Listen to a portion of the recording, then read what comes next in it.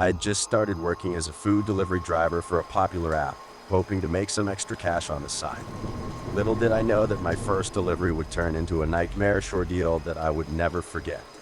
It was a Friday night, and I had just finished my shift at my regular job when I decided to pick up a few delivery orders to increase my earnings.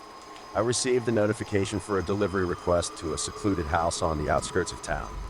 The address seemed strange, but I shrugged it off and accepted the order.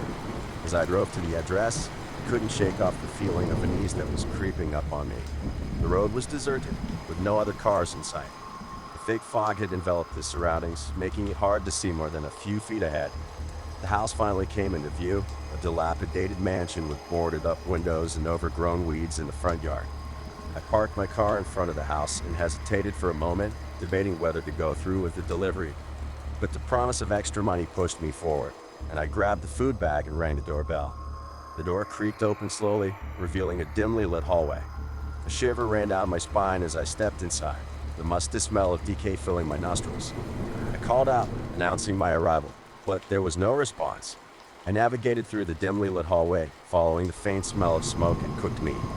As I turned a corner, I stumbled upon a disturbing scene, a table set with candles, a half-eaten meal, and a bloodied knife lying next to it.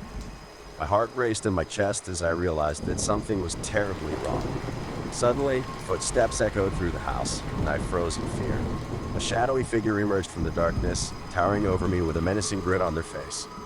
I tried to speak, to ask what was going on, but my words caught in my throat. The figure lunged towards me, brandishing the knife, and I stumbled backward, tripping over a loose floorboard.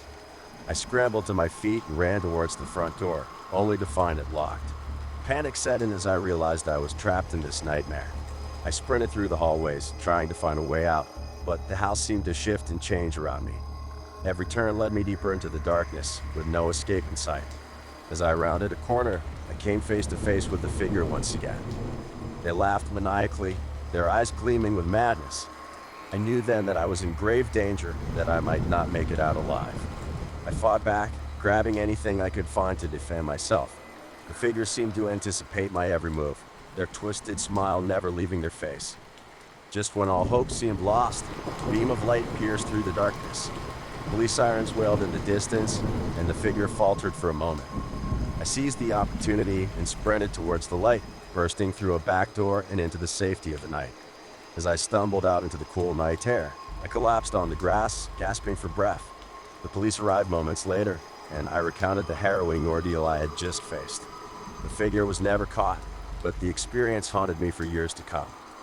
I quit my job as a delivery driver, never wanting to set foot in that house again. But the memory of that night, of the terror that gripped me,